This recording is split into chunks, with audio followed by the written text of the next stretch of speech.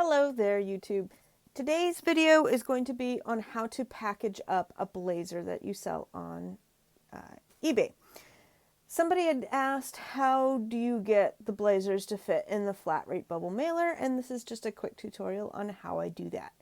Okay, going to go like this and like this. Now I have a large flat table here. Got this at either Sam's Club or Costco for 30, 40 bucks, and it's just a folding table. I like it because you can clean it, it doesn't get marker or paint or anything else on there. It's very durable. Now, first what I do is I clean off my table.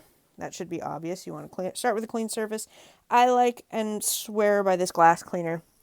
It's good for everything. So anyhow, I always clean off my table every time I'm starting a new one, a new project or process or anything. This table gets cleaned a lot during the day. So I just spray it down and gets rid of any dust, dirt, debris. I want my customers to not have any, debris on their clothes, obviously, for obvious reasons here.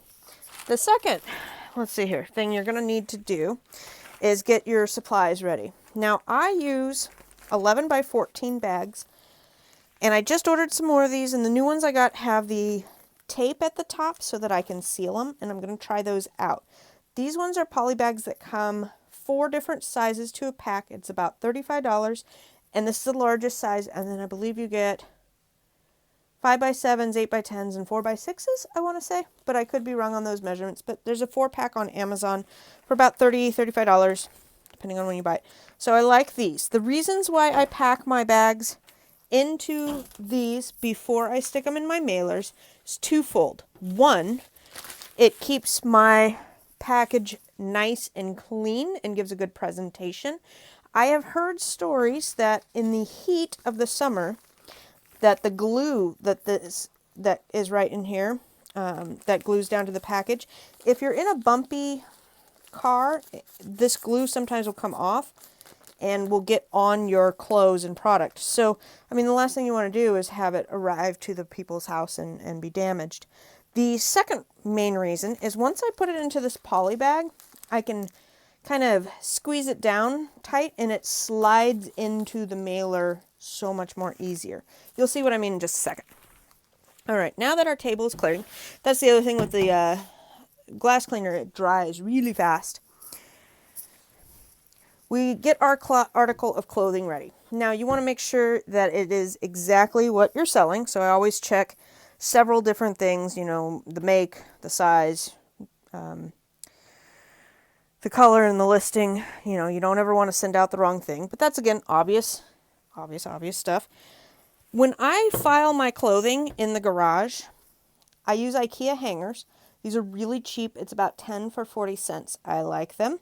They also have a small profile up here versus the round ones are a little bit bulkier, and I couldn't fit as many on my rack. So these fit nice on there. The other thing I like is I can then put these tags on them. These tags mean what month I listed the item. So at a glance, I can look at all my inventory and kind of see what's old, what's new. I can also tell by the photograph on my eBay account, kind of my progression of video or photographing. When I first started out, my photos looked horrible. Now they're looking better, and I continue to improve. So I also use different colored shirts underneath sometimes. So, if I get a new shirt, there's ways to tell, and narrow down to help find the inventory. The other thing that I use to find inventory is I always take a picture of my inventory with the buttons up front and the sleeve buttons. Now the sleeve buttons I like because I can go through my inventory in the garage and look for a gray suit that has 4 buttons and 2 buttons in the front here.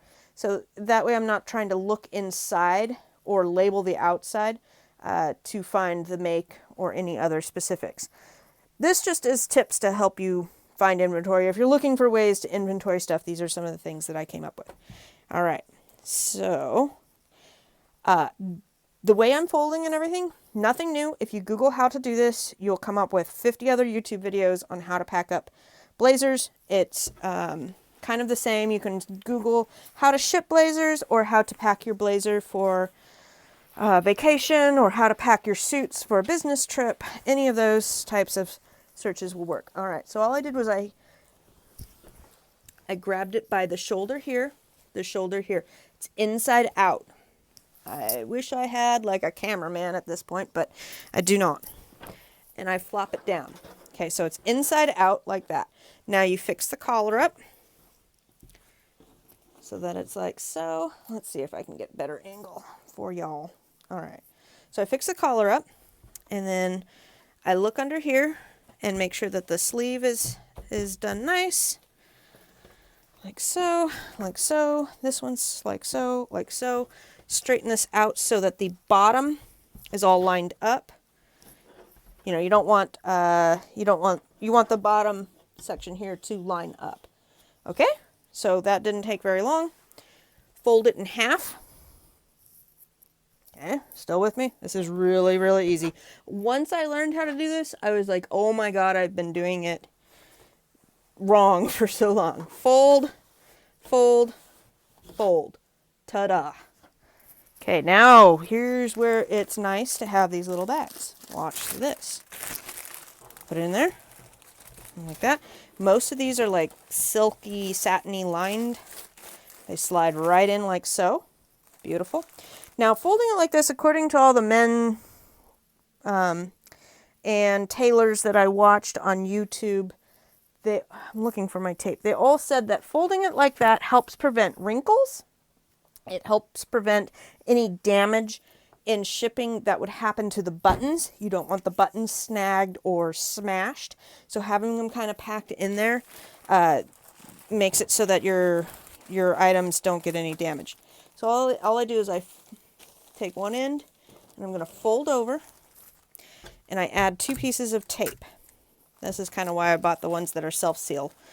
I'm excited to try those out because to me, 2 pieces of tape, it doesn't look bad, but a self-sealer one would look that much better. Now, you can see I've got the warning on there because I do my Amazon stuff and need that warning. I've got 2 pieces of tape. I've got the thicker end I always want at the bottom. And the reason being is I'm going to stick the thicker end first. I don't know. That's just how I do it. There's not a real good reason for that. And it just looks very polished. Okay. Then you take your bubble mailer, and I always put the thicker end in first.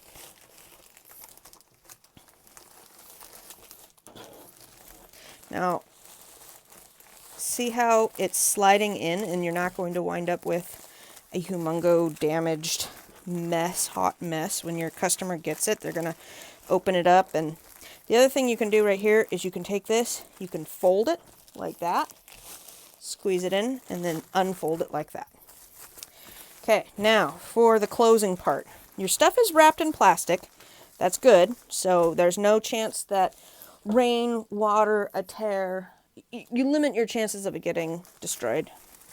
Okay, so I tuck everything in, and I fold this down like so.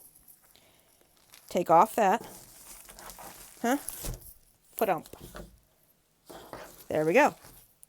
So that is how I get them to fit in the flat rate bubbles.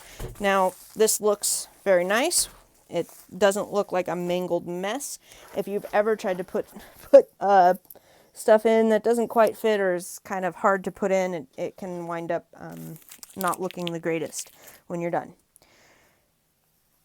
Once I found this way and kind of perfected it, I do not pack them any other way. I have not had any problems. I've gotten lots of positive comments on eBay saying that stuff has arrived in great condition, great shipping, great packing. So that's how I do it. Now, I'm going to show you 2 more. I'm just going to go through it. You can, if you're done, you think you got it, go ahead and sign off. That'll be fine. I don't care. But I have 2 more that I need to ship out. So, going to do that. Now, red. This is a red one. I listed all my red a long time ago. I'm having a big 50% off sale in my store, so sold 3 today. I'm like, great, get some of this inventory flipped over. I sell my blazers anywhere from, You know, if I make a mistake or it has damage, I'll clearance out for $10, all the way up to $80, $90, $120. So, I mean, there's just a huge amount of change and difference in there, depending on the make, if it's vintage, the size. I mean, obviously larger suits go for more. That's the other thing. If it's a blazer, is it a coat? Is it a suit? Women's, men's, make, size, all have effects on the price.